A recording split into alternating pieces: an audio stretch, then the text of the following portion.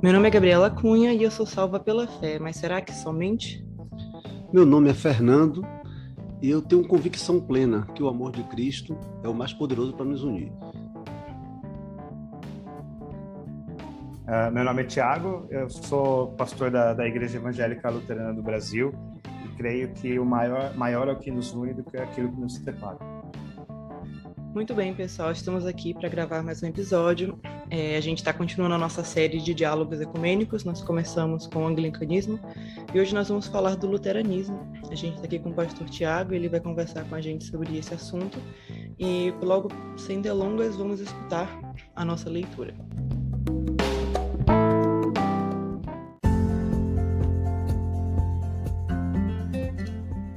Ensina-se também que sempre haverá e permanecerá uma única santa igreja cristã, que é a congregação de todos os crentes, entre os quais o evangelho é pregado puramente e os santos sacramentos são administrados de acordo com o evangelho. Porque para a verdadeira unidade da igreja cristã, é suficiente que o evangelho seja pregado unanimemente de acordo com a reta compreensão dele e os sacramentos sejam administrados em conformidade com a palavra de Deus. E para a verdadeira unidade da Igreja Cristã, não é necessário que em toda parte se observem cerimônias uniformes instituídas pelos homens. É como diz Paulo em Efésios 4, há somente um corpo e um espírito, como também fostes chamados numa só esperança da vossa vocação. Há um só Senhor, uma só fé, um só batismo. Além disso, ainda que a Igreja Cristã, propriamente falando, outra coisa não é senão a congregação de todos os crentes e santos. Vocês escutaram a leitura da Confissão de Augsburgo, que é um documento muito importante para o luteranismo, ela define artigos de fé, e a gente logo pede para que o pastor explique o que é esse documento, o que é o luteranismo, o que é essa fé luterana. Bom, esse documento, a Confissão de Augsburgo, ela é a principal confissão entre nós luteranos. Mais para frente a gente vai falar das diferentes variações que nós temos na igreja, né? E quase todas as igrejas luteranas recebem esse documento, a Confissão de Augsburgo, que foi feita por Philippe Melanchthon, que era companheiro de Lutero na Reforma. Ele era leigo, não era pastor, ele era professor de teologia e de grego também, da faculdade lá de Wittenberg, e foi o imperador da época, Carlos V, ele exigiu um documento que explicasse o que os luteranos acreditavam, porque ele queria saber o que se fazia sentido ou não. E aí o Lutero tinha medo de ir até Augsburgo e de repente ser preso e morto no caminho, então ele incumbiu o Melanchthon de escrever esse documento e defendeu o documento lá na Assembleia de Augsburgo. E aí ele fez essa Confissão de Augsburgo, que foi subscrita pelos teólogos luteranos da época, aqueles que estavam querendo a reforma luterana na época, e acabou sendo considerado a nossa maior confissão, né? O nosso conjunto de doutrinas. Depois da Confissão de Augsburgo, teve a Confutação, que foi um documento católico respondendo aquilo que a Confissão de Augsburgo diz, e Melanchthon fez logo em seguida uma apologia defendendo a confissão em cima do documento da Confutação. Então, são 3 documentos importantes para quem quer conhecer a história daquele período, né? A Confissão de Augsburgo, a Confutação Católica e a Apologia de Augsburgo, da Confissão de Augsburgo, que Melanchthon fez.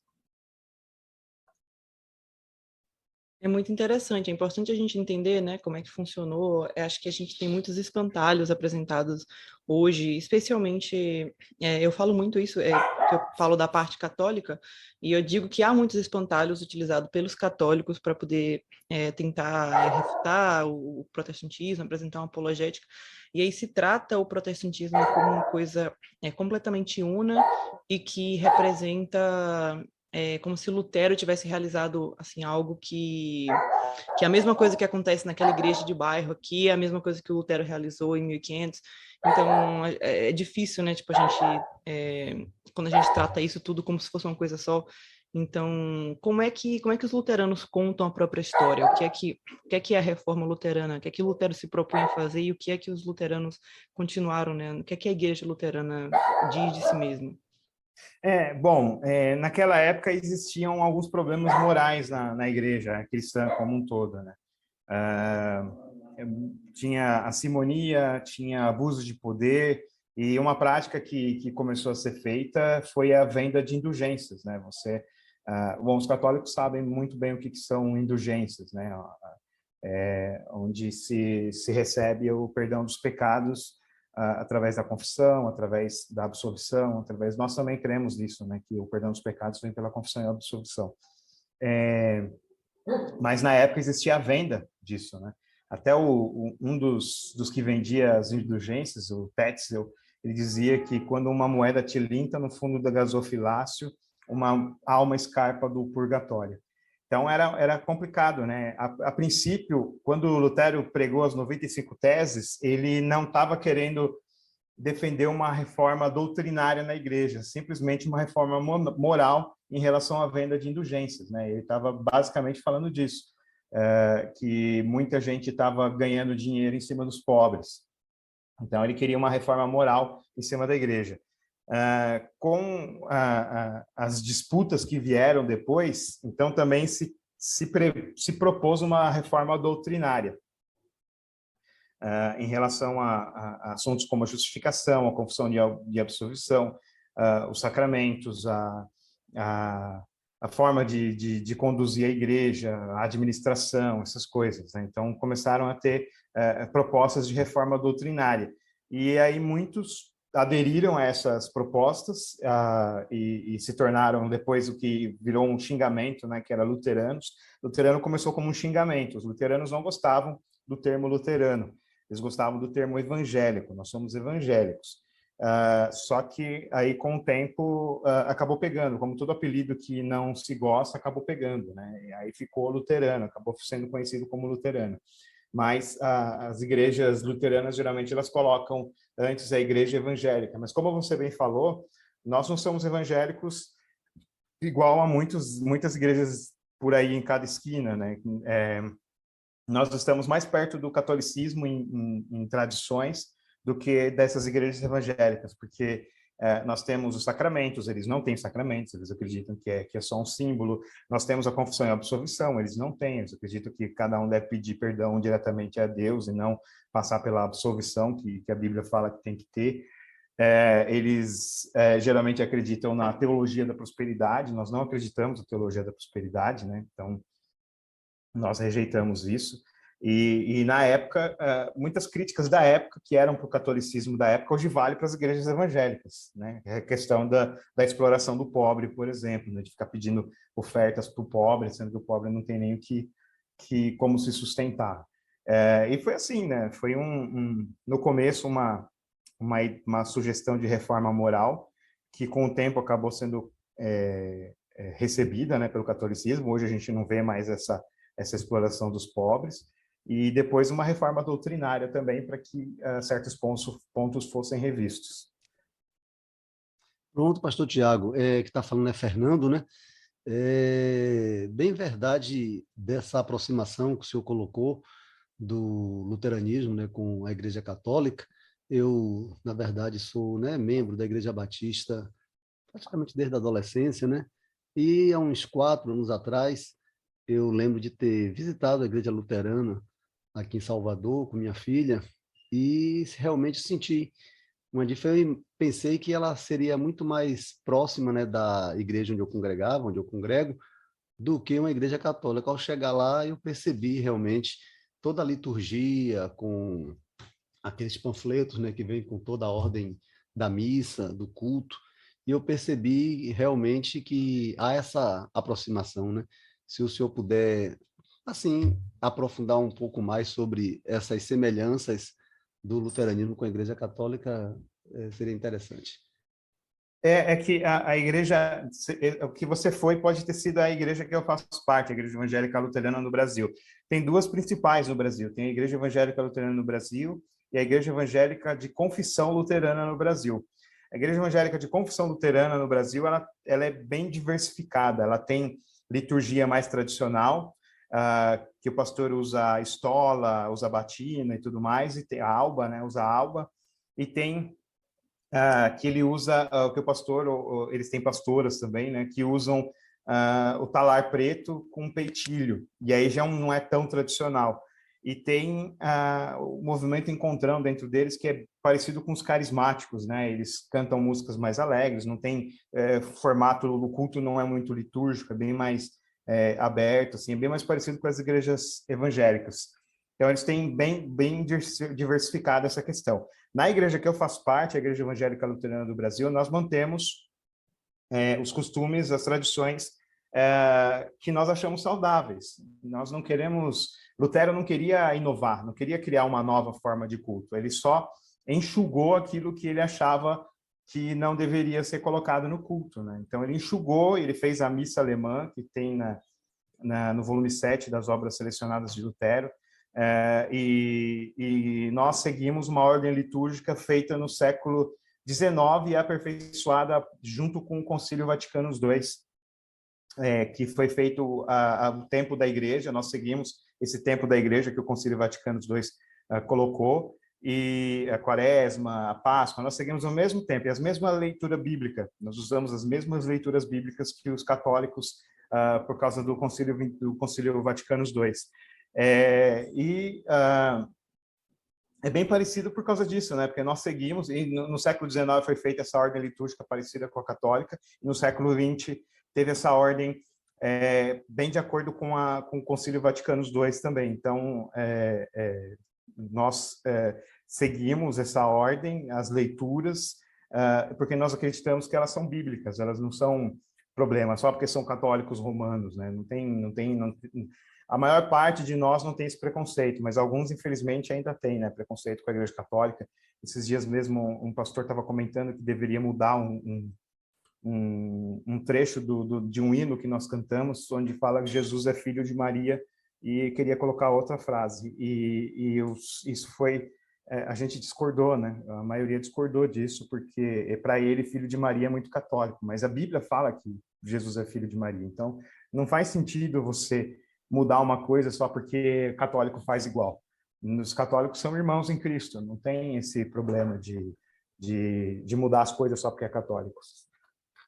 Perfeito. O pastor Tiago, eu pensando aqui em relação a questões assim doutrinais, talvez de forma mais, não sei se eu diria mais crucial, né? Em relação, por exemplo, à questão da salvação, né? Nós sabemos que um ponto alto assim da época da reforma foi a salvação tão somente pela fé, né?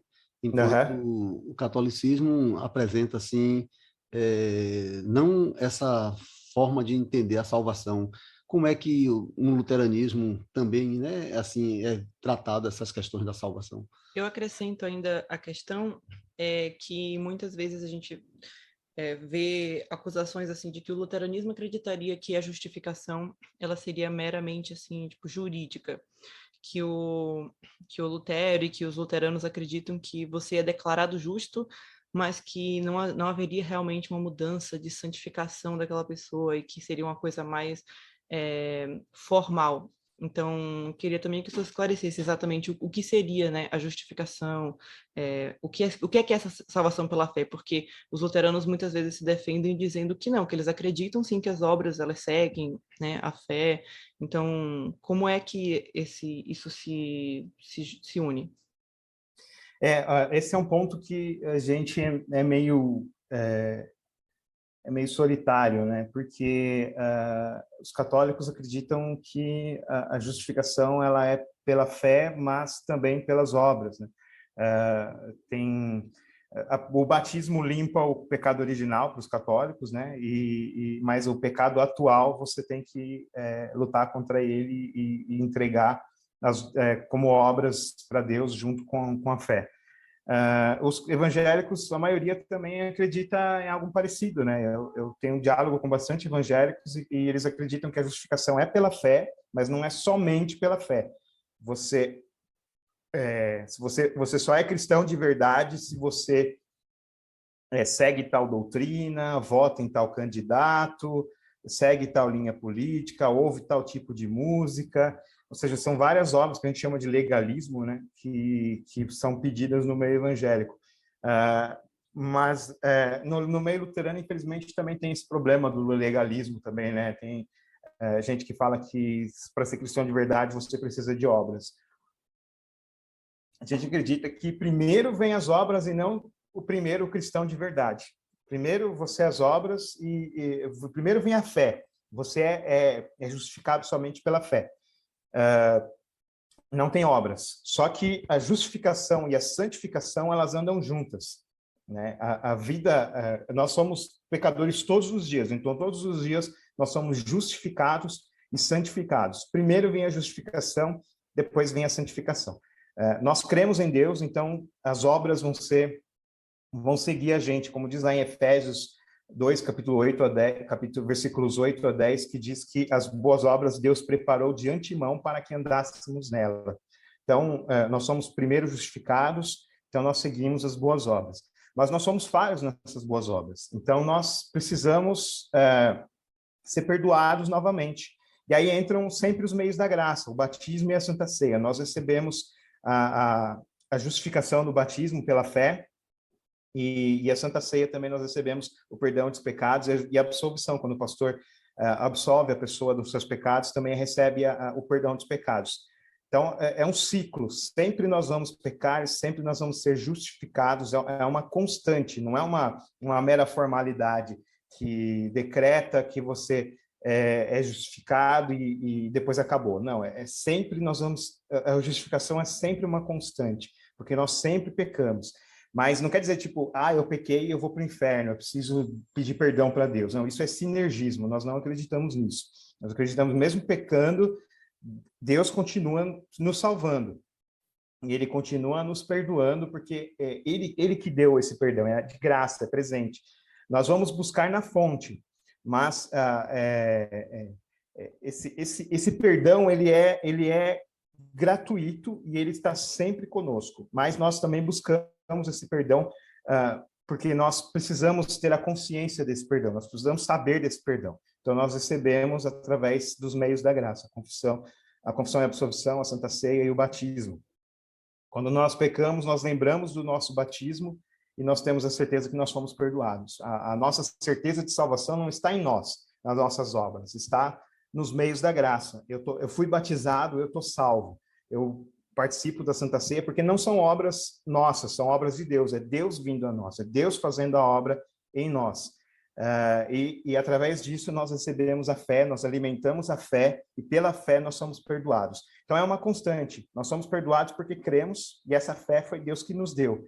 Então, sempre que nós pecamos, nós temos o perdão. E nós temos a consciência do perdão através da absolvição e salvação, através do batismo, através da Santa Ceia. Não sei se ficou claro. Se não ficou muito claro, eu posso tentar explicar de uma outra forma. Entendi, pastor. Deu para entender, sim. O senhor estava falando também sobre essa questão de sacramentos, e isso já puxa um dos temas que a gente tinha separado aqui, que é assim, a igreja luterana, ela não professa a sucessão apostólica como algo necessário, né, para a igreja, mas ela também não desacredita, né, pelo que eu já li, mas eu queria que o senhor explicasse melhor, assim, o que é a sucessão apostólica, porque para nós católicos e também para os ortodoxos e para os anglicanos, a sucessão apostólica ela é uma marca assim, necessária para que haja uma igreja. A gente estava até conversando semana retrasado, o reverendo Jordano estava no programa, estava explicando, né, sobre a sucessão apostólica na perspectiva anglicana e sobre essa necessidade realmente de haver um bispo para que a gente possa falar em igreja. Mas a visão luterana ela é um pouco diferente, a gente queria que o senhor explicasse como é que poderia haver sacramentos, porque há sacramentos, né? Como é que funcionam esses sacramentos e como é que esses sacramentos podem ser válidos sem a sucessão apostólica e como é que se vê, assim, essa questão da sucessão. Tá. Nós cremos que a sucessão apostólica é a doutrina dos apóstolos.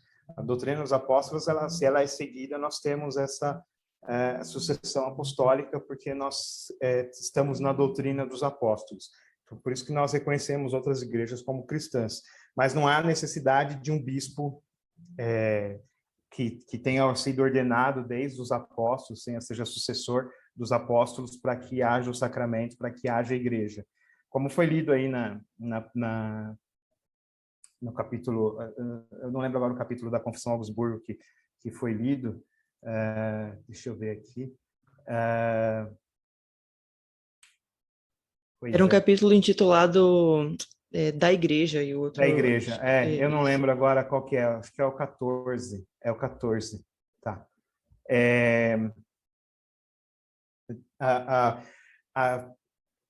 A igreja, ela está presente quando tem pessoas seguindo a doutrina dos apóstolos, seguindo a palavra de Deus. Existem igrejas luteranas, principalmente as nórdicas, que elas seguem a sucessão apostólica, mas elas também não reconhecem que seja algo obrigatório para que se haja igreja. Seguindo a doutrina dos apóstolos, você tem igreja, e mesmo que as cerimônias sejam diferentes e não sejam iguais à da igreja luterana, como as igrejas pentecostais, por exemplo, que são de outros esquemas, mas se segue a doutrina dos apóstolos, nós temos ali uma igreja. Entendo.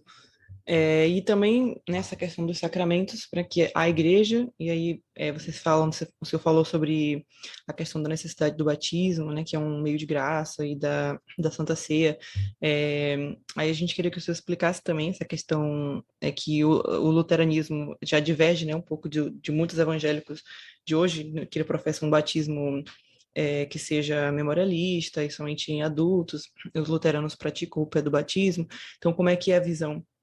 Se eu explicasse para os nossos ouvintes o que é que para o luterano é o batismo, qual que é a necessidade dele, como é que ele funciona, e também da Eucaristia, né? O que é a Eucaristia, como ela funciona, e também explicasse essa perspectiva luterana, que muitos, né, falam até em consubstanciação, mas, pelo que eu entendo, os luteranos preferem utilizar o termo de união sacramental. Se o senhor puder explicar também essa questão desses dois sacramentos, que são dois, né? Isso para o luteranismo, o catolicismo professa 7, mas o luteranismo professa 2. Isso. Tem alguns que a Confissão de Augsburgo, ela até fala no terceiro sacramento, que é a confissão e a absolvição, né? A apologia também trata como sacramento, mas nós estamos em desuso o dizer que é um sacramento, a gente clama só 2 mesmo. O batismo, como diz 1 Pedro 3:21, ele salva. Nós somos salvos através do batismo, então é necessário, não é uma simples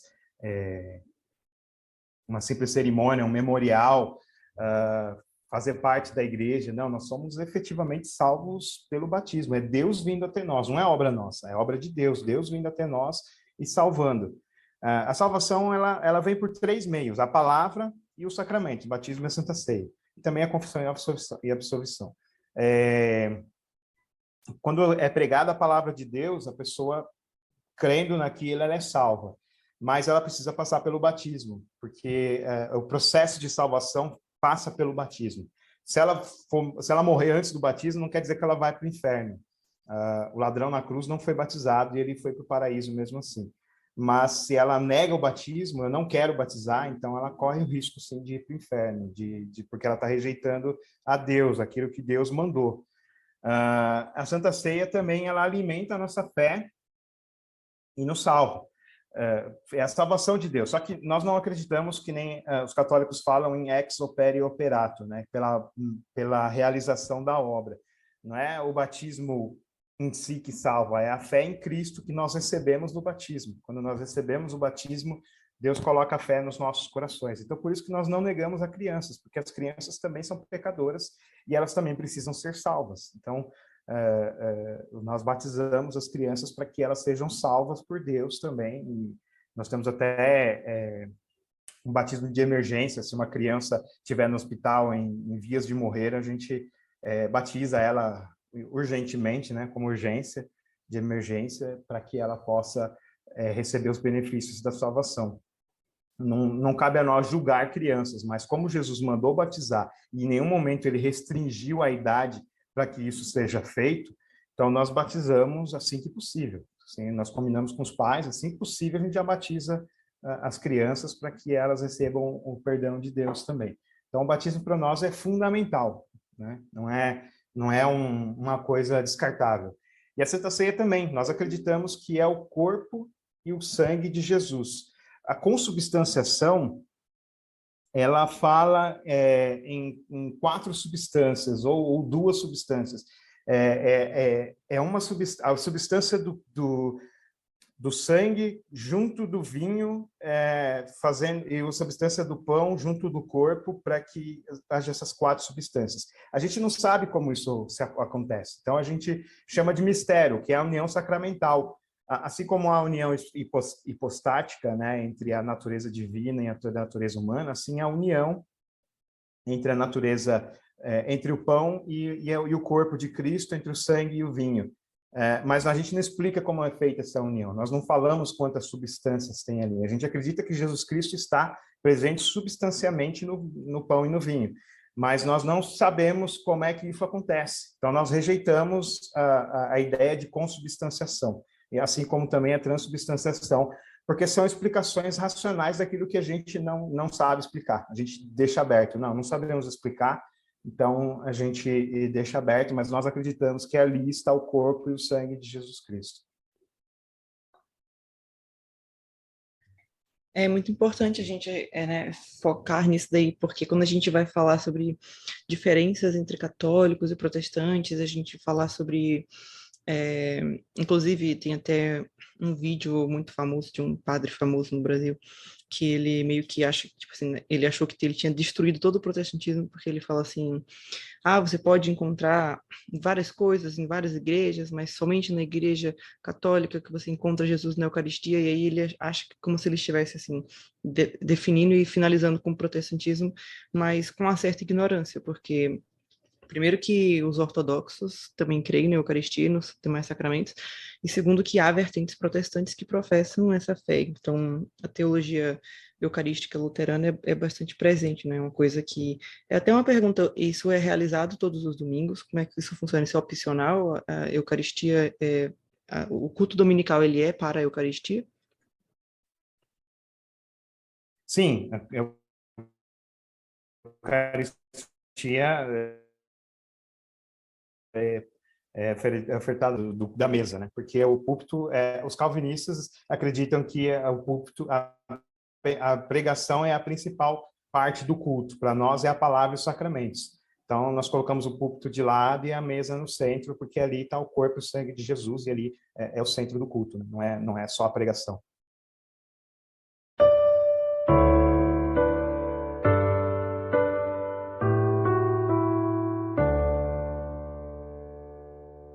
Castelo forte é nosso Deus, espada e bom escudo, com seu poder defende os seus em todo transe agudo, com pertinaz, persegue Satanás com artimanhas e astúcias tão cruéis que iguais não há na terra. A nossa força nada faz, estamos sim perdidos, mas nosso Deus socorro traz e somos protegidos. Defende-nos, Jesus, o que venceu na cruz, Senhor dos altos céus, e sendo próprio Deus,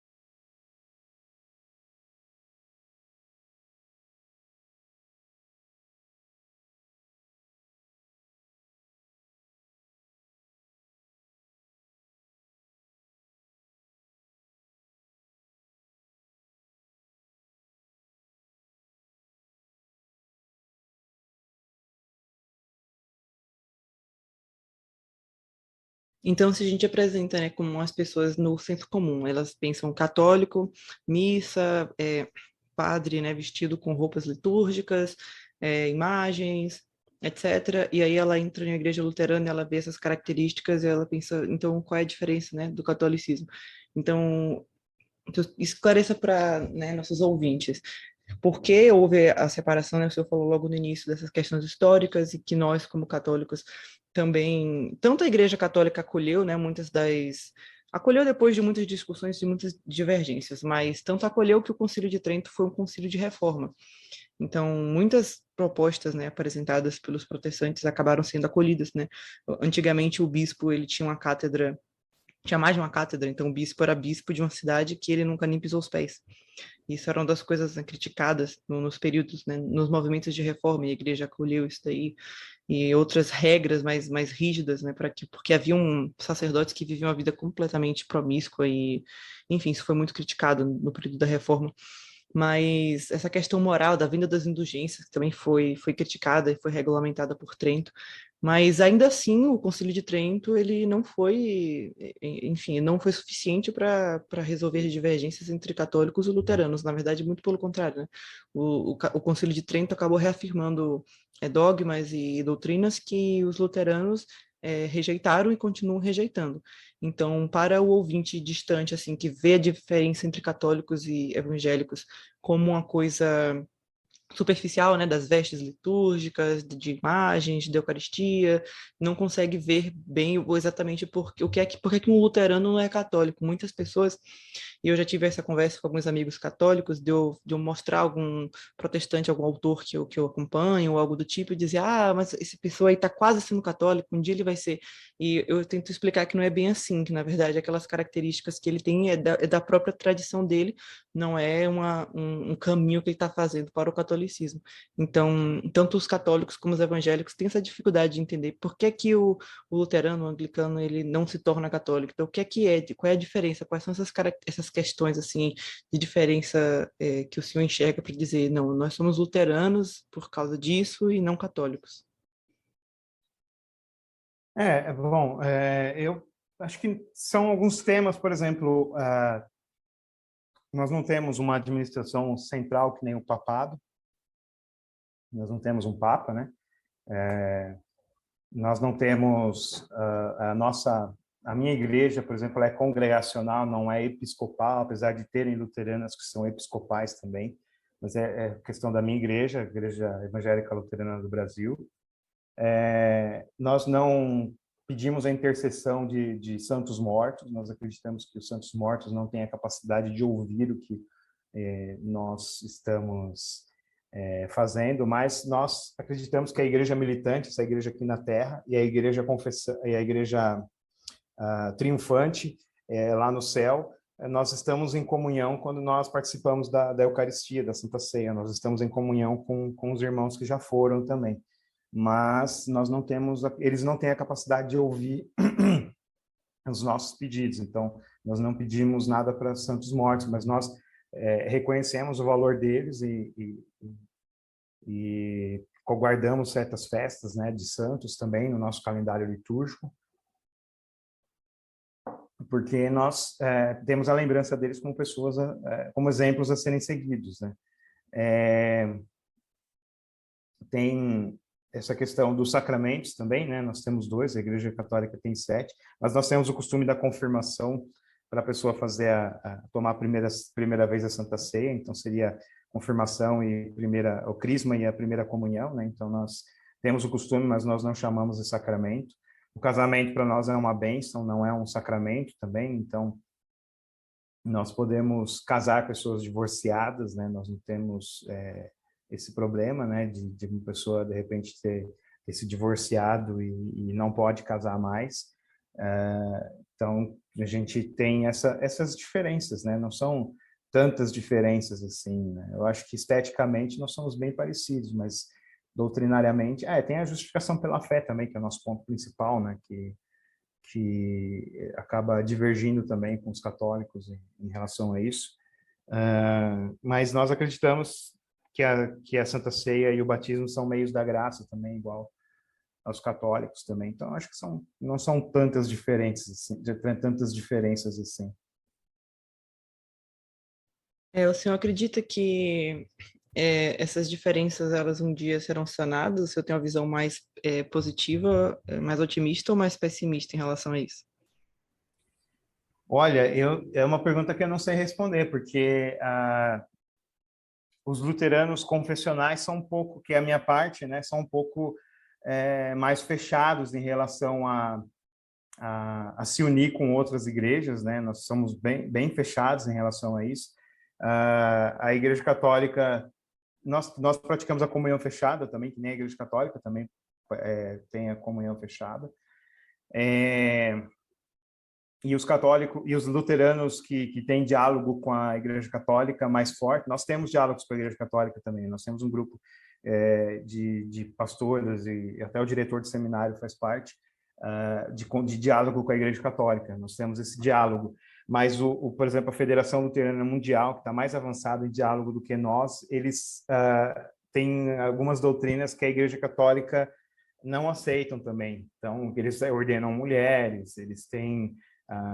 eles apoiam ou fazem vista grossa ao casamento entre pessoas do mesmo sexo, coisa que a Igreja Católica também não apoia. Então, eu acho que é uma situação difícil. Eu acho que os luteranos confessionais e os católicos têm muito em comum, mas o diálogo, por parte, talvez, mais do luteranismo confessional, é mais restrito, né? É mais fechado. Mas quem sabe mais para frente, porque Jesus disse para nós sermos um, né? A união, a divisão entre as igrejas não é agradável a Deus. Deveríamos ser um só. O senhor tocou em um ponto até muito interessante, porque a Igreja Católica tem um diálogo muito próximo com alguns segmentos que são realmente mais liberais. Então, esses grupos, eles se aproximam muito da gente, a gente realiza muitas ações juntos, mas, ao mesmo tempo, as doutrinas deles em relação à moral já está bem diferente da nossa, né? Com relação à ordenação feminina e com relação ao casamento homoafetivo. Então, também grupos anglicanos que estão assim, muito próximos do catolicismo em diálogo e tudo mais, mas já tem essa barreira, enquanto a gente tem, né, o luteranismo confessional, que a gente está concordando aí nesses pontos, mas justamente por ser um luteranismo confessional, mais tradicional, também a abertura para esse diálogo acaba sendo mais fechada. Então, isso daí, mas a gente nunca sabe, né? Por exemplo, que eu ia trazer aqui o ponto, né, do Concílio Vaticano II, que o senhor até mencionou. A gente nunca esperava que a Igreja Católica reformasse e modificasse algumas características dela que eu considero como assim essenciais para o diálogo ecumênico. Então, assim, a missa poder ser celebrada em língua vernácula foi um dos motivos, uma das coisas mais apontadas por Lutero, e que assim parecia que impossível que Roma acatasse a possibilidade da missa ser rezada em vernáculo. E hoje nós temos, e tem pessoas que nem lembram mais que existia, né, há 50, mais ou menos, anos atrás, que a gente só tinha missas no Ocidente celebradas em latim. A questão de ordenação, né, de homens casados, ela tem sido flexibilizada por Roma. A gente tem, já temos diáconos, né, porque antes também os diáconos não poderiam ser homens casados, mas nós já temos. E também, cada vez mais tem surgido exceções, né? A gente tem o ordinariato anglicano, que é específico para pastores anglicanos que, junto com a sua comunidade, decidem se tornar católicos. Então, geralmente são homens casados, então eles se tornam padres católicos casados mesmo. E já temos os padres orientais também, então tem coisas que têm mudado assim muito rápido, ninguém esperava. Eu acho que se a gente fizesse primeiro que esse diálogo não estaria acontecendo, há 50 e poucos anos atrás não existia muita abertura de Roma para que um leigo pudesse conversar com um ministro de uma outra religião, assim, era uma coisa impensada. E ainda mais essas características, né, que foram mudando. Então, o senhor acha que, assim, com o Concílio Vaticano II, essas características de mudança, assim, que Roma tem flexibilizado, até o Papa Bento XVI chegou a falar que a visão de Lutero da justificação, ela não poderia ser vista como errada se fosse vista sob uma ótica. Ele foi dar uma explicação de como é que seria assim, uma visão católica da visão justificação de Lutero.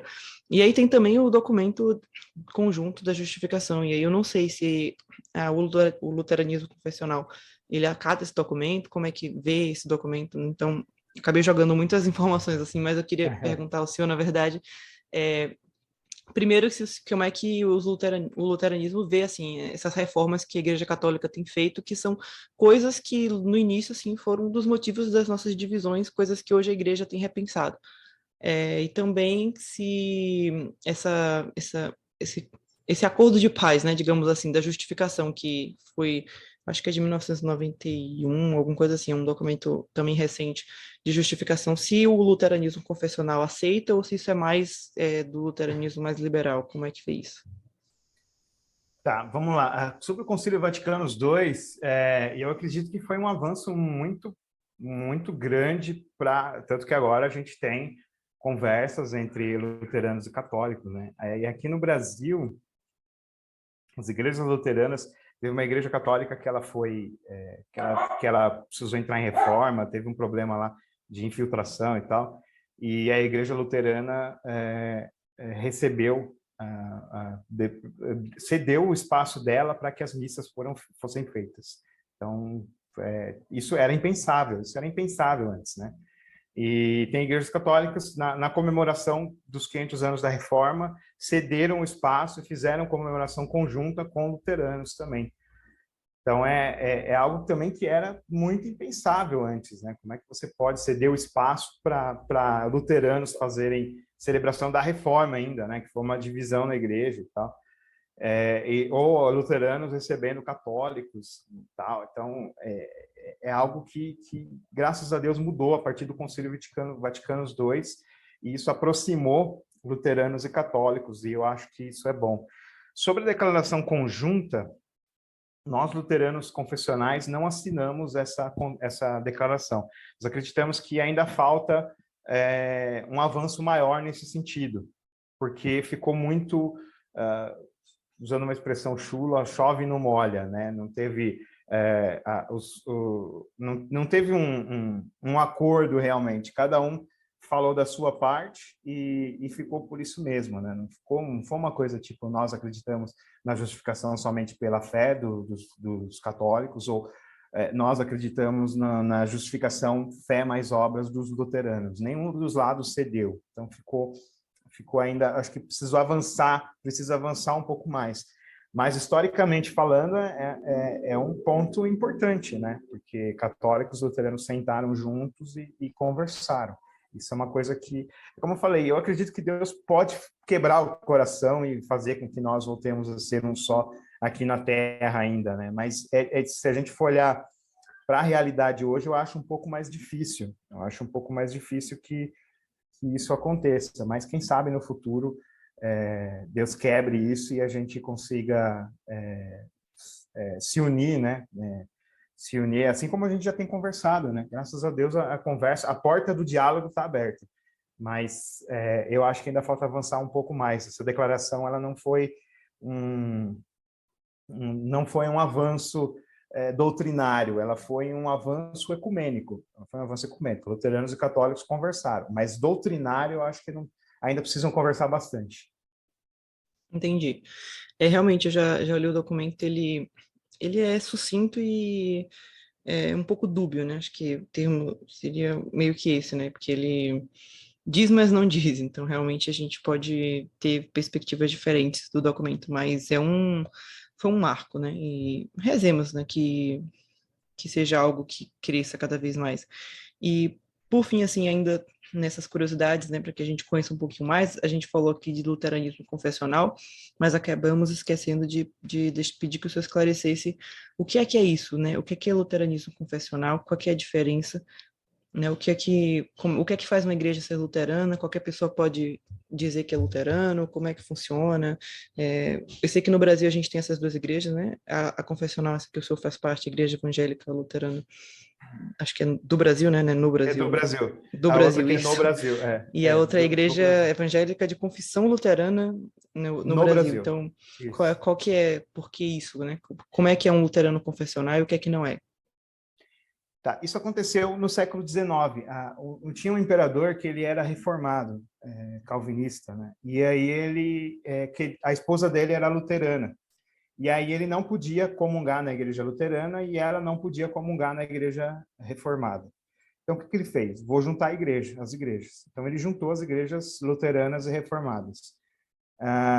Como era um tempo de liberalismo teológico, né, século XIX, estava muito forte crescendo isso, então a maioria achou legal, falou, não, vamos juntar, vamos ser felizes. E aí eles se juntaram, né, igrejas reformadas e igrejas luteranas. Mas muitas igrejas luteranas não aceitaram isso. Muitos luteranos não aceitaram isso. Então eles falaram que eles tinham que resgatar as confissões luteranas, o livro de Concórdia do século XVI, que definiu a doutrina da Igreja Luterana. Então, tem vários documentos lá, confessionais, em relação ao luteranismo. Então, eles falaram, vamos resgatar o livro de Concórdia e vamos seguir isso como teologia.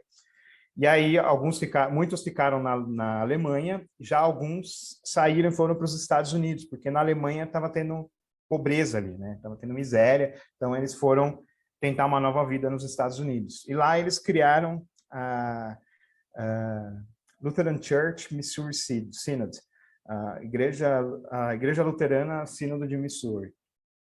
Então, essa igreja cresceu nos Estados Unidos. Hoje ela tem 3 milhões de membros, se não me engano.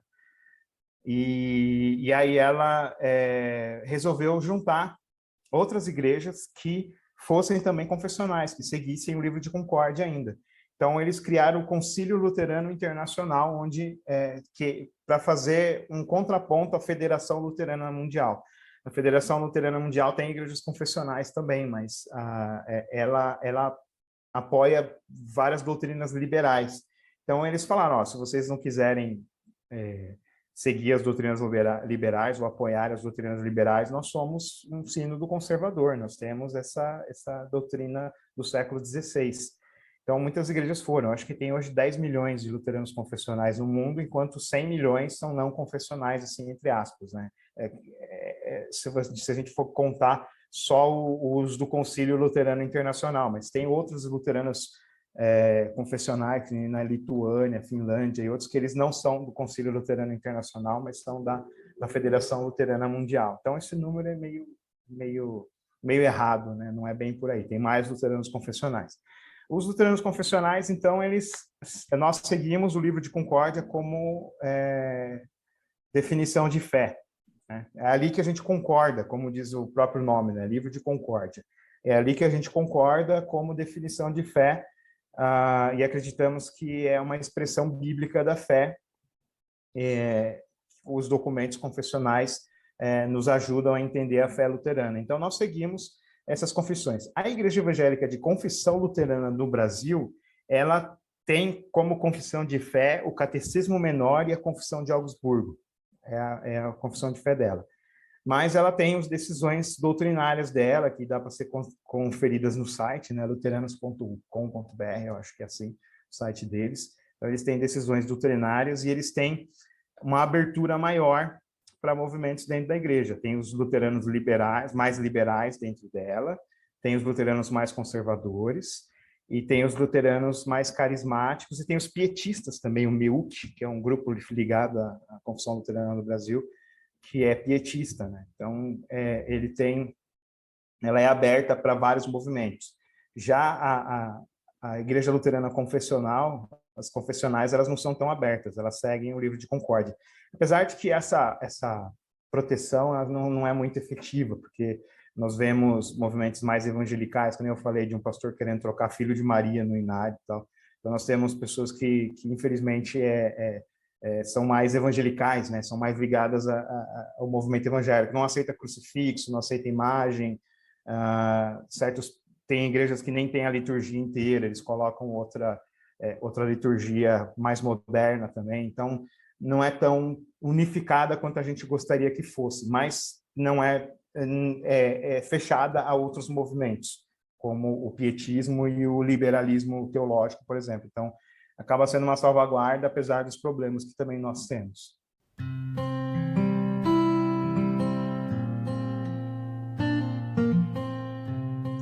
Então, nós agradecemos muito ao pastor Tiago por ter aceitado o nosso convite, por ter explicado, né, a gente um pouco, né, da tradição luterana.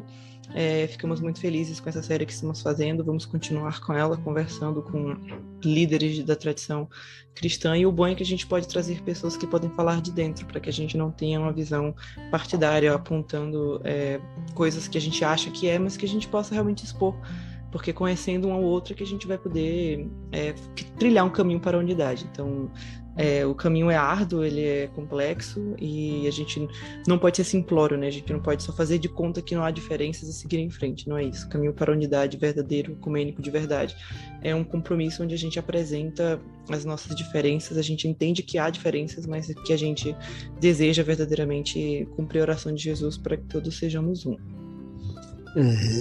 Eu agradeço muito poder estar compartilhando, ouvindo, né? Participando um pouco, mas só em perceber a iniciativa de parar para ouvir e realmente, como o Gabi colocou, conhecer as diferenças é a possibilidade de nós nos fortalecermos como cristãos, né? E queria realmente deixar como fala final a compreensão que a vida cristã é um caminho assim tão 2000 anos de fé cristã, uma caminhada tão longa, mas quando a gente para, às vezes, pelo menos na minha igreja mesmo, na Igreja Batista, e vai parar para refletir sobre pontos importantes da fé cristã, às vezes fica muito na superficialidade. E quando eu vejo esse grupo do podcast dos Macabeus trabalhando, se aprofundando um pouco dentro do catolicismo e ouvindo outras vertentes cristãs, serve para fazer com que nós cristãos busquemos mais, como a própria palavra de Deus vai dizer, que devemos estar cada vez mais nos aprofundando em conhecer ao Senhor, né? Prossigamos em conhecer